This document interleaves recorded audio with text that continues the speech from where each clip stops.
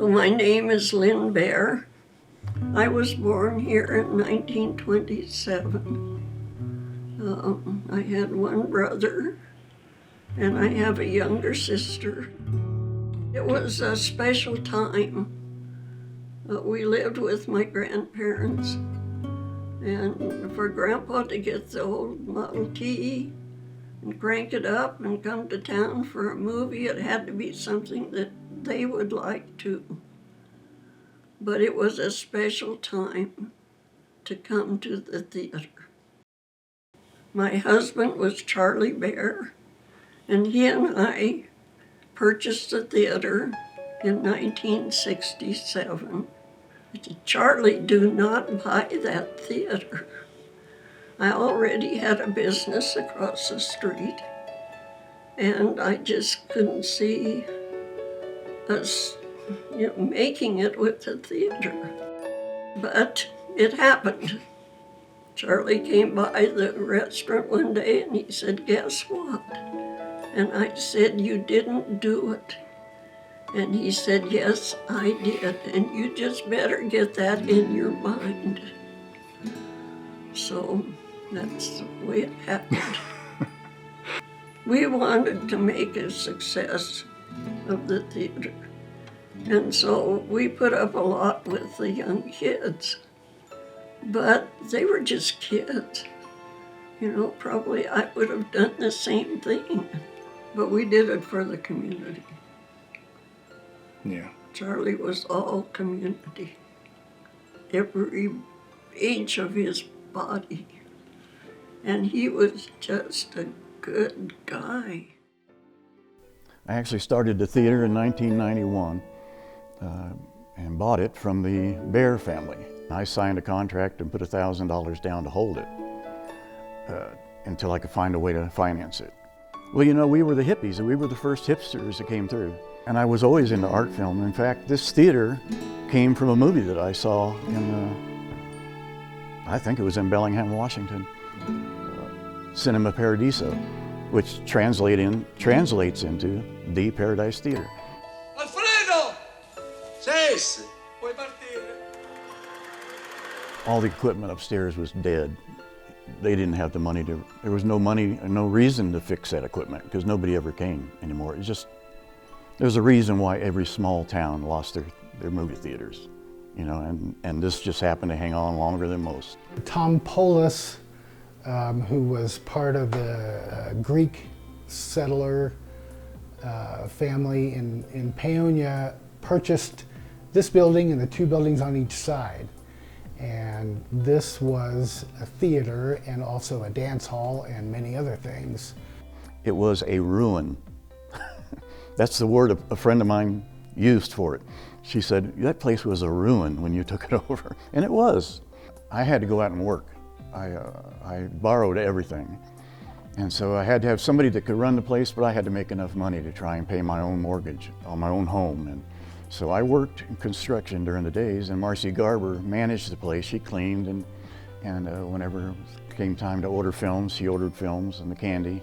The folks that were into theater and art like I was were not in the majority anywhere near it around here. So to me, it was really important to introduce folks that lived here and were born here to the world. I mean, when you get foreign or art films, you're showing people the world other than just a small coal community, which is what it was, coal and fruit. It was always coal and fruit. We started doing nationally known musicians, which was really different.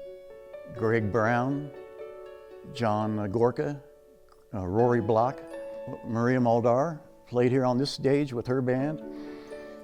And she refused to come for a sound check, and because of that, when she got here, sound was terrible, and I was just throwing my hands up there, and all of a sudden everything worked again. The sound got right, the people pulled chairs back, and they started dancing. It's just miracle moments like that when you think you're stuck. You're stuck in a big way with a house full of people, and the sound's not working.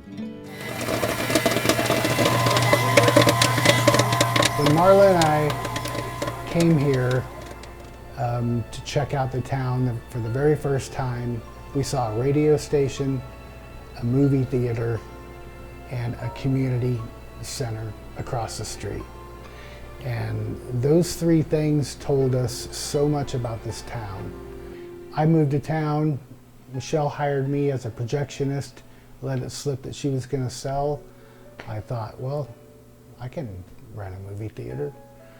It's an anchor in town. Not only is it in the center of Grand Avenue, but it's a social anchor, and I think it always has been, and I hope that it always will be. And we were sort of in between life choices and deciding what we were going to do next. And Jason saw that the Paradise Theater was for sale in that Paonia town. And we thought, we like movies, we like music, we know how to do a business, let's buy it. And so we joke that you can buy a whole new life out of the High Country Shopper.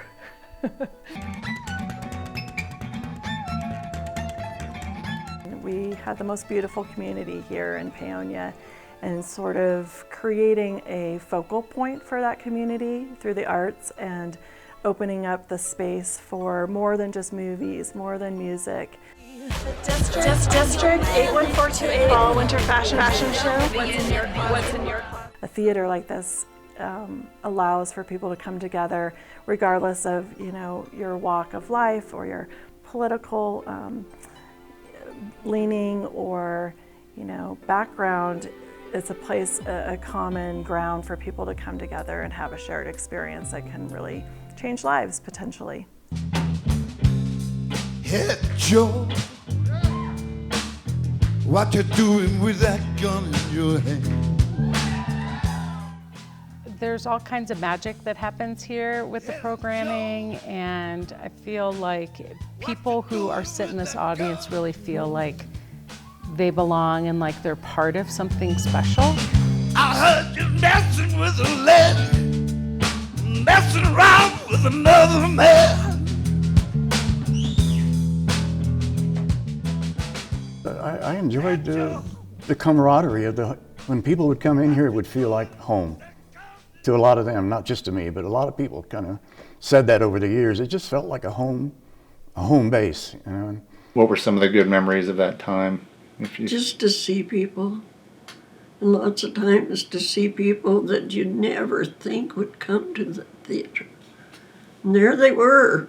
We've watched kids grow up from toddler to high school in here and things like that. So I feel like the gathering piece around that is sort of to really be a witness to all of what we're creating here in the Valley. Even if you don't patronize the theater, it is a driving, economic force in the community. It brings people together, like I said, but not just the immediate community, but the tourist community. And having a small town theater that is old and has such a cultural holding, such as the Paradise has, is just really, really valuable. And I think that it would be really missed if it were gone.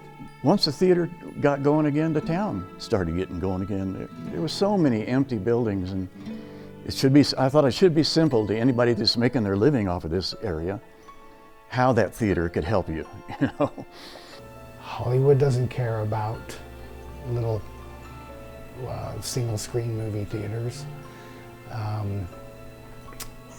The community has to care about it, and that's who really has to foot the bill. It's a tough industry, and it's easily taken for granted, and there's not a lot of, we're not getting rich running small movie theaters or venues. It is an act of love.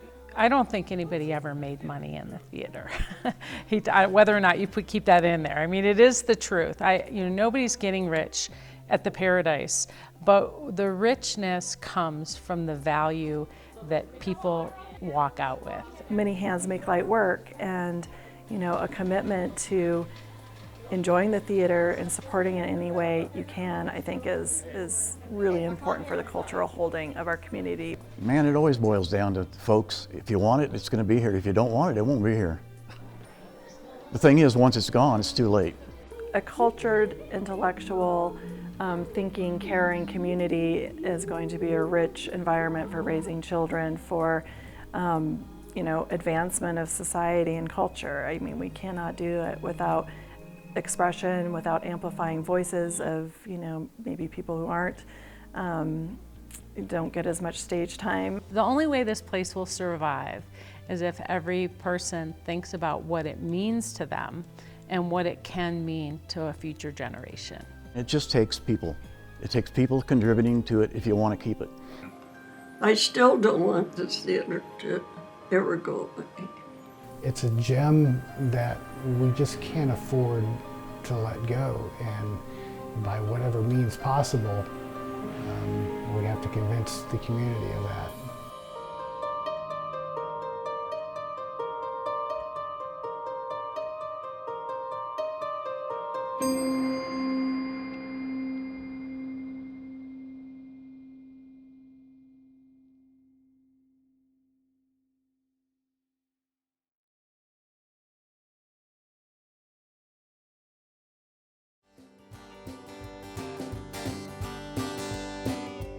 I can remember way back in the day, we used to love to drive out west. The roads were long, girls were cool, we took the highway, that's the best.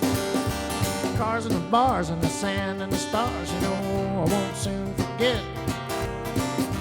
Lord knows those days are gone. Where the keyless rooms and all night saloons are all gone. Long white lines are all gone. No.